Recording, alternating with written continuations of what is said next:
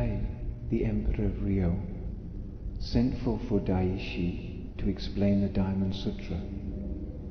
On the appointed day, Fudaishi came to the palace, mounted the platform, rapped on the table before him, then descended, and still not speaking, left. Buddhai sat motionless for some minutes, whereupon Shiko, who had seen all that had happened, went up to him and said, "May I be so bold, sir, as to ask whether you understood?" The emperor shook his head sadly. "What a pity," said Shiko. "Fudaishi has never been more eloquent."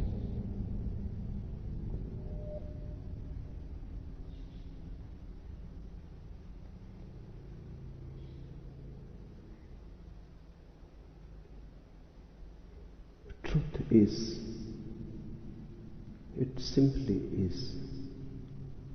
Nothing can be said about it.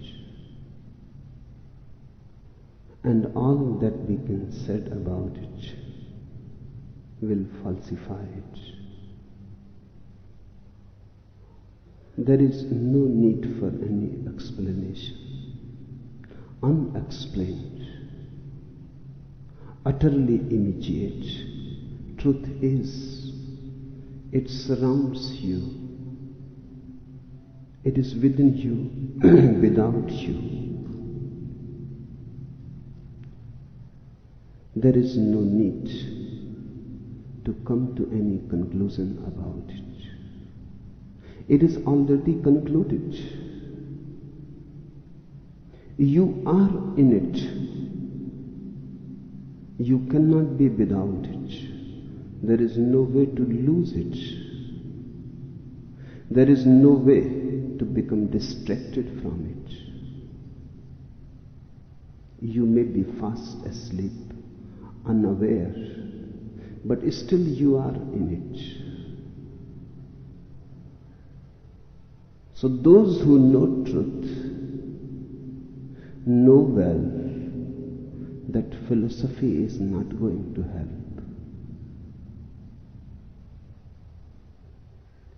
The more you try to know about truth, the more you become asleep.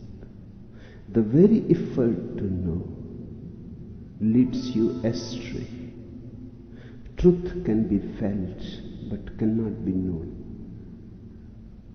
When I say it can be felt, I mean you can be present to it.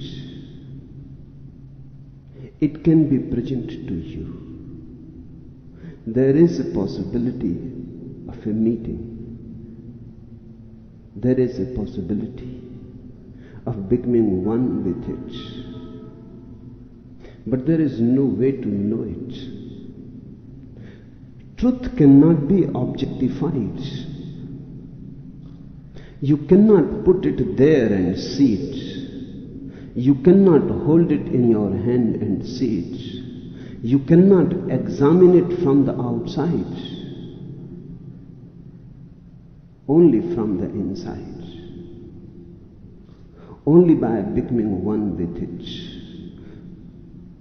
you can feel it. Feeling is the only knowledge possible. Hence, those who know say, love is the way. Knowledge is a sort of ignorance. The word ignorance is very beautiful.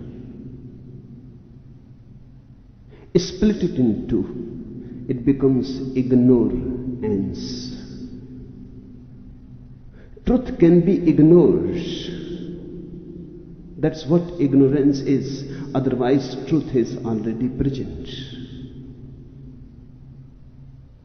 Ignorance is nothing but ignoring the truth which is already there. And a man of knowledge becomes more ignorant, because the more he thinks he knows, the more he becomes capable of ignoring that which is. Lost in his theories, dogmas, creeds, scriptures, he has no more any eyes to look at the reality. Lost in words, verbalizations, his vision is clouded. He cannot see that which is. The more you are clouded by your thinking, the more you are a mind, the more you will be able to ignore the truth. Nothing like knowledge is needed, only innocence, a childlike innocence, vulnerable, open, not trying to know. In the very effort to know, there is violence. In the very effort to know, you have trespassed reality. In the very effort to know, you have become a voyeur. You have attacked reality. You are trying to rape reality. That's why I continuously say science is a rape on reality. The word science comes from a root which means to know. Science is knowledge. Religion is not knowledge. Religion is love. The word religion comes from a root which means binding together, falling into love, becoming one. Truth is felt. It is a lived experience. So whatsoever can be said about truth will be untrue. Just because it has been said, it becomes untrue. All that has been said up to now and all that will be said in the future has nothing to do with truth. There is no way of expressing it. Truth is very elusive. You cannot catch hold of it in words. You cannot catch hold of it through the mind. Mind goes on missing it because the very functioning of the mind is anti-truth. The functioning of the mind is non-existential. It functions into that which is not, either in the past or in the future. The past is no more, the future not yet. And the mind functions only either in the past or in the future. In the present there is no mind. If you are here now, suddenly you have slipped out of the mind. How can you think here now? Thinking will take you away from the here now. A single thought and you are thousands of miles away from here and now. In the here and now, there is no possibility. There is no space for thinking to arise. Mind functions into the non-existential, into the fictitious, into the imaginary. Mind is a faculty of dreaming. It is a dream faculty. Truth is known not by mind. That's why I say it is not known at all. Truth is felt by the heart, by your totality, by you, not by your head, by you as an organic unity. When you know truth, you know by the head and by the toes. You know by your bones and by your guts. You know by your heart and by your blood. You know it by your breathing, just by your very being. Truth is known by being. That is the meaning when I say truth is felt. It is an experience.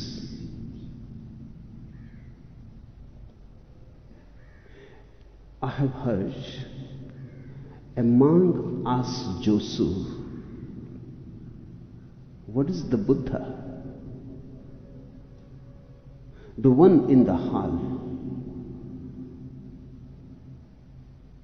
The monk said, the one in the hall is a statue, a lump of mud. Josu said, that's so. What is the Buddha then? Asked the monk again. The one in the hall said, Josu. Now what this Josu is trying to do? He is saying that your question is absurd. Because you are asking an absurd question, I am answering it in an absurd way. Your question is stupid. And there can be no intelligent answer to a stupid question. He is trying to show to this monk that the very question, what is the Buddha, is nonsense. Because there is no way to say anything about the Buddha. It is an awakening. It is an experience. It happens within you. You cannot read it through the scriptures, and you cannot ask those who have come to know it. The only way is you have to go to it. You have to allow it to happen. In the Buddhist terminology, Buddha is equivalent to truth. They don't talk much about truth. They talk much more about Buddha. That too is significant. Because when you become a Buddha, Buddha means when you become awakened, truth is. So why talk about truth? Just ask what awakening is. Just ask what awareness is. Because when you are aware, truth is there. When you are not aware, truth is not there. So the basic and real question is about awareness. But that too cannot be asked and solved. One has to become aware. There is no other way.